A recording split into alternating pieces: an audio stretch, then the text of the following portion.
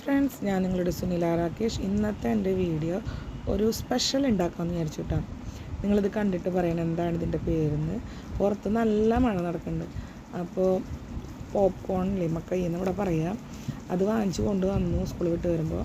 അപ്പോൾ ഞാൻ വിചാരിച്ചു 4 മണിയാകുമ്പോൾ പിള്ളേർക്കും അതുപോലെ തന്നെ വൈകിട്ട് രാകേഷേട്ടനൊക്കെ വരുമ്പോൾ ഉണ്ടാക്കി കൊടുക്കാമെന്ന് വിചാരിച്ചിട്ട് ഉണ്ടാക്കുന്നതാണ്. ഇതിൻ്റെ പേര് ഞാൻ പിന്നെ പറയാം. ആർക്കെങ്കിലും ഈ വീഡിയോ കാണുമ്പോൾ ഇതിൻ്റെ പേര് അറിയുന്നുണ്ടെങ്കിൽ കമൻ്റായിട്ട് ഇടണേ. ഇതിനാവശ്യമുള്ള സാധനം നമ്മുടെ മക്കൈ അല്ലെങ്കിൽ പോപ്കോൺ. അത് ഇവിടെ ദേശി അതുപോലെ അമേരിക്കൻ എന്നൊക്കെ പറയുന്നുണ്ട്. അപ്പോൾ ഇത് അമേരിക്കനാണ്. ഇതിങ്ങനെ ഞെക്കിയിട്ടുണ്ടെങ്കിൽ തന്നെ ഒറ്റ ഇതിന് കണ്ട നല്ല ഇതാവും. ഒന്ന് ആവിയിൽ വേവിച്ചതാണ് കേട്ടോ.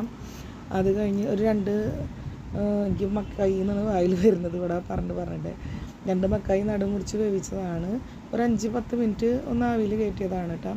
പിന്നെ ഉപ്പ്, ഗരം മസാല, പിന്നെ കുറച്ച് വെളുത്ത എള്ള്, കറുത്ത എള്ള് യൂസ് ചെയ്യാം. പിന്നെ നമ്മുടെ കടലമാവ്, ഇത്രയാണ് വേണ്ടത്. പിന്നെ മുളക് പൊടി, മഞ്ഞൾപ്പൊടി, ഇതൊക്കെ വേണണ്ട. അപ്പോൾ ആദ്യം തന്നെ എന്താ ചെയ്യുക, ഈ കടലമാവ് ഞാൻ എടുത്ത് വെച്ചത് ഇതിലേക്ക് ഇടണം കേട്ടോ.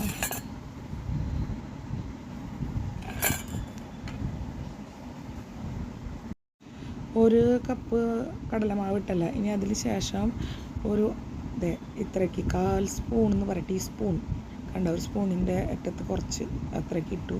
മഞ്ഞൾപ്പൊടി ഏത് ഇതിലായാലും ഇട്ടിട്ടുണ്ടെങ്കിൽ നല്ലതെന്ന് വെച്ചാൽ അതിൽ നമ്മുടെ എന്ത് അണുക്കളുണ്ടെങ്കിൽ അതൊക്കെ നശിച്ചു പോകാൻ ഏറ്റവും നല്ല സാധനമാണ് കേട്ടോ.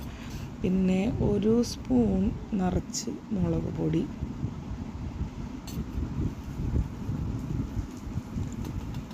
കുറച്ചും കൂടി ഇട്ടുട്ടോ, കാരണം ഇവിടെ എരിവ് കൂടുതൽ ഇഷ്ടമാണ്. അത് കാരണം ഒരു തരി അത്രയ്ക്ക് തന്നെ ഉള്ളൂ കേട്ടോ. പിന്നെ ഒരു സ്പൂൺ എള്ളിട്ടു, കണ്ട എള്ള്. പിന്നെ ഗരം മസാല ഇതിട്ടിട്ടുണ്ട്. ഇത് ഒരു സ്പൂൺ തികച്ചില്ല. പിന്നെ ആവശ്യത്തിന് ഉപ്പ്, ഇതാണ് വേണ്ടത് കേട്ടോ, ആവശ്യത്തിന് ഉപ്പ്. ഇനി ഇത് നന്നായി ഇളക്കി മിക്സ് ചെയ്യാം.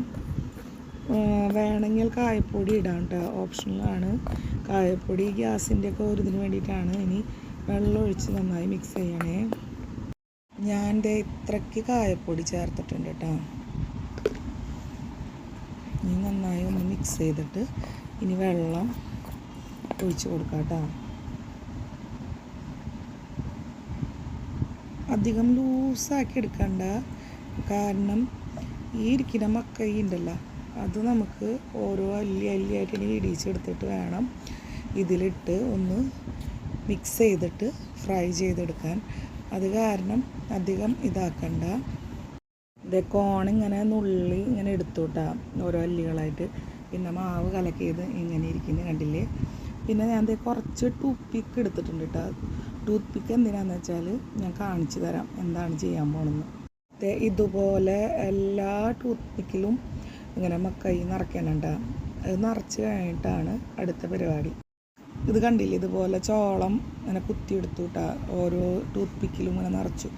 ബാക്കിയുള്ളത് ഇങ്ങനെ ആയിട്ട് മറക്കട്ടെ, ഞാനൊരു വേറൊരു ഷേപ്പിന് വേണ്ടി ഇങ്ങനെ ചെയ്തു എന്നുള്ളൂ. ഈ മാവിൽ ഇത് ഓരോന്നായിട്ട് ഇങ്ങനെ ഡീപ്പ് ചെയ്തിട്ട് ഫ്രൈ ചെയ്തെടുക്കണം കേട്ടോ.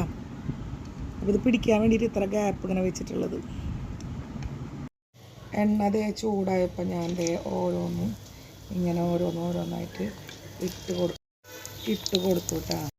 അങ്ങനെ ഫൈനലി നമ്മുടെ പോപ്കോൺ പക്കാവട റെഡി ആയിട്ടാണ്. ഇതിൻ്റെ പേര് ഇവിടെ അങ്ങനെയാണ് പറയുക. നമ്മുടെ നാട്ടിലൊന്നും ഞാൻ കഴിച്ചിട്ടില്ല. അപ്പോൾ എൻ്റെ ഈ വീഡിയോ കാണുന്ന ഫ്രണ്ട്സിൻ്റെ ഒക്കെ നാട്ടിൽ ഇങ്ങനെ ഒരു സാധനം ഉണ്ടെങ്കിൽ അതിനെന്താണ് പറയുകയെന്നുണ്ടെങ്കിൽ ആ പേര് ഇതിൽ കമൻ്റായിട്ട് ഇടണേ. അതുപോലെ തന്നെ ഈ വീഡിയോ ഇഷ്ടപ്പെട്ടെങ്കിൽ ലൈക്ക് ചെയ്യുക, കമൻറ്റ് ചെയ്യുക, നിങ്ങളുടെ ഫ്രണ്ട്സിലേക്കും എൻ്റെ ഈ വീഡിയോ ഷെയർ ചെയ്ത് കൊടുക്കുക. Thank you for watching once again.